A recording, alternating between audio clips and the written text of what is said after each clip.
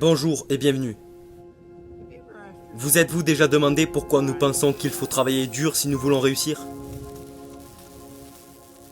Travailler dur. Des années de dur labeur. C'est une mauvaise information. En fait, c'est un mensonge. Arrêtez-vous un peu en pensant à ces gens qui, vous savez, ont dû travailler vraiment dur pendant longtemps et qui n'ont jamais rien gagné. Ils sont fauchés. Ils louent l'endroit où ils vivent. Ils n'ont pas leur propre maison.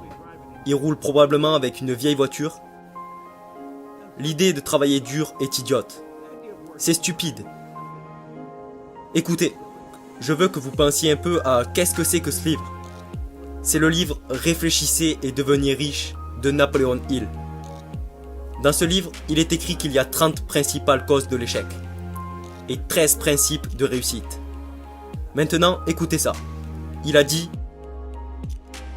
si vous êtes une de ces personnes qui croient que travailler seul, durement, vous apportera de la richesse, oubliez ça, parce que ce n'est pas vrai.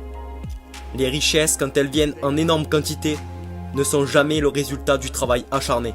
Les richesses viennent, et si elles viennent, elles sont le résultat de demandes précises, basées sur l'application de principes définis, et non par hasard ou par chance. Les richesses viennent, elles sont forcément le résultat de demandes précises, avec comme base l'application de principes définis, et non par hasard ou par chance. En d'autres termes, vous devez trouver un besoin et le combler. Vous devez suivre certains principes de réussite. Si vous voulez gagner, tous ces principes sont écrits là-dedans. Voyez-vous, ce genre de choses,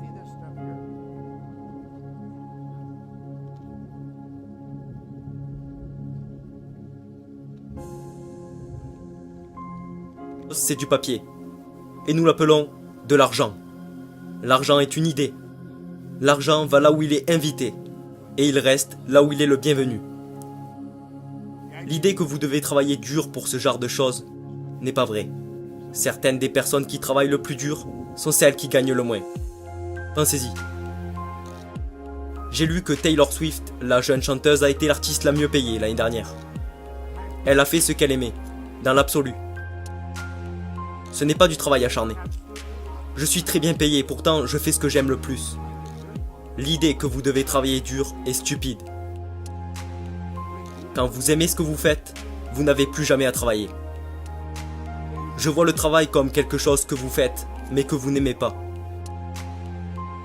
Et cela demande beaucoup d'énergie. Pensez-y. Voyez-vous, nous enseignons les principes du succès. Nous l'enseignons. Tous nos programmes sont basés sur les principes du succès.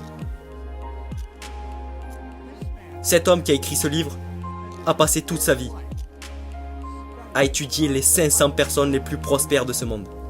Il est devenu proche de gens comme Henry Ford, Thomas Edison, Harvey Firestone. Il est devenu un ami proche de ces personnes.